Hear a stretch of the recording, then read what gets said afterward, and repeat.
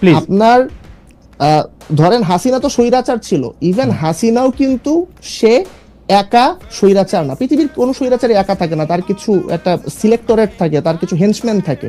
So তারও একটা জোট ছিল।